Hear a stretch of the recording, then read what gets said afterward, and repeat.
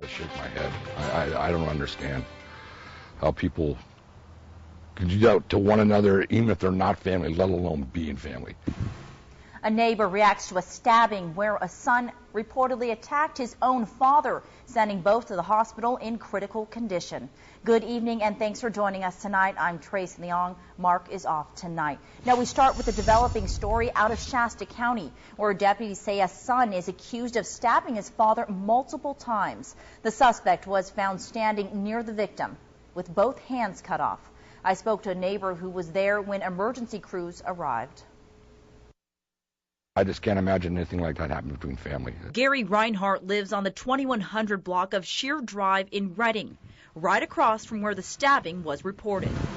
As soon as he heard the commotion outside his door, he grabbed his camera and started rolling, not sure what he would capture. Came out first on a stretcher with a lot of blood on both the end of his arms, like his hands weren't there. Due to the graphic nature of the video, we've blurred out the images of the injuries.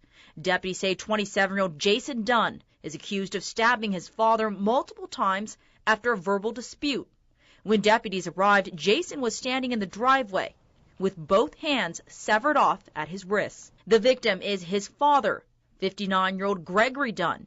He was found lying in the driveway near his son. He came out on another stretcher and went into the second ambulance, and I saw like blood in the upper area. Both the men were transported to the hospital via ambulance for life-threatening injuries. Neighbors I spoke with said they didn't know the family too well and had limited interaction with them. When Joe, my neighbor right behind you, called the cops on him for shooting his pellet gun over towards his house, and that's the only time I've ever met the grandson, and the only reason I met him is because he came over and apologized to Joe, and he said it wouldn't happen again.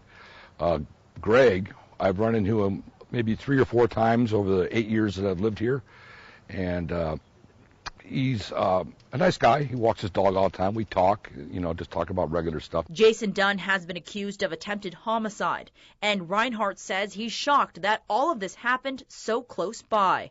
This is definitely the craziest thing that's ever happened on the street. Investigators are still looking into the cause of Jason Dunn's severed hands. We are still awaiting an update on their condition. Stay with us as we learn new details.